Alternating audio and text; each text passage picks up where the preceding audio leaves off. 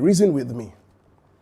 There is this guy that I find very fascinating. You cannot talk about faith and not mention this guy. Bible scholars know who I'm talking about. And I'm tagging this conversation, the insanity of Abraham. So follow me.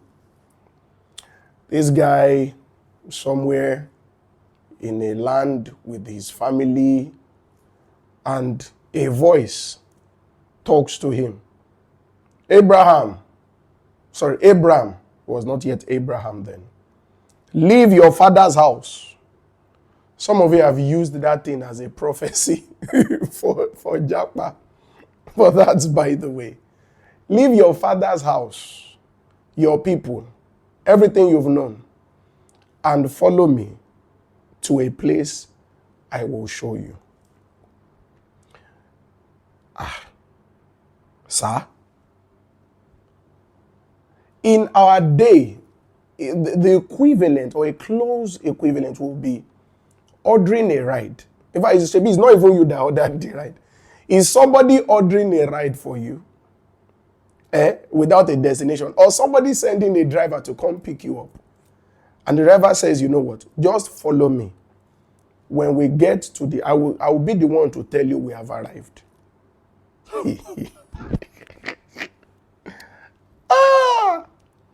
And this guy packs his things the next day and leaves. But that's even the beginning of the conversation, right? So many things happened between him and God, and they were talking, and God made him a promise. He waited 25 years for that promise to come to pass. And then Isaac came. And after this guy had grown for a while, this same God comes and says, Abraham, says, sir, that child that I told you, that through him the nations will be blessed. Abraham said, now I want you to sacrifice him. Read Genesis 22. I think a lot of times we forget the details. Genesis 22 from verse 1. What did God really say? God said, sacrifice this child as a burnt offering. So,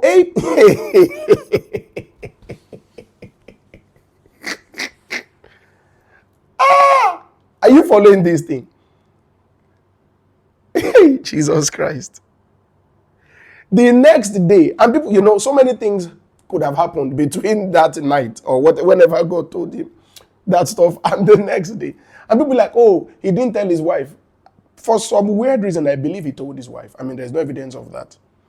Because if he had told her, what was it? Someone who called him Lord, he would have said, okay. Because he would have just told her, listen, no, the God who gave us this child said I should go and sacrifice him. And I believe him. He would have told the wife the same thing he told the servants. The child and I will come back. So whether I told the wife or not, that's not even the issue. To carry this child, carried wood.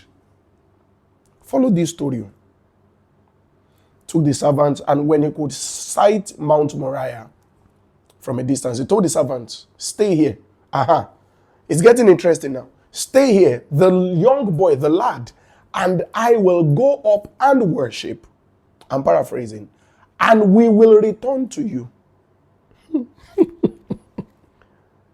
Don't forget this guy carried wood. Remember Isaac said, Father, there is wood, there is kiniko, there is no sacrifice.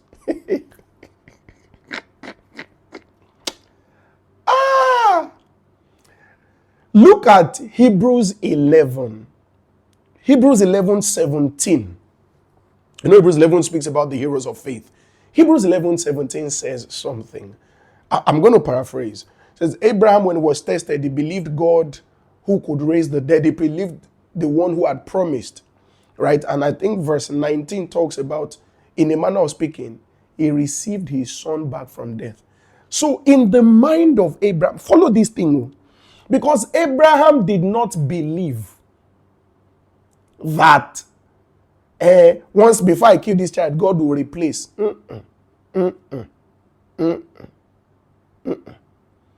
In Abraham's mind, I mean, he was going to kill that child. So he believed that I will stab this child, burn him to ashes, and hey, and God who had promised me that this child, through him the nations will be blessed. God who had promised that is able to bring back the ashes of this child that I have burned and turn him back into a full human being that is alive, and he will follow me back. Hey.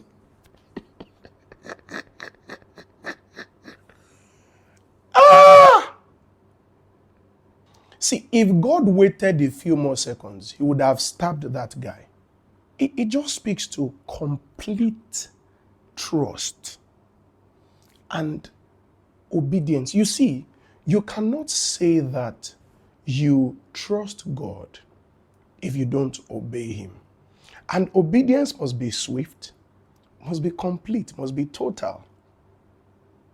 Indeed, trust and obey, for there's no other way to be happy in Jesus but to trust and obey. The proof of trust is obedience. Swift, total obedience. Think about it.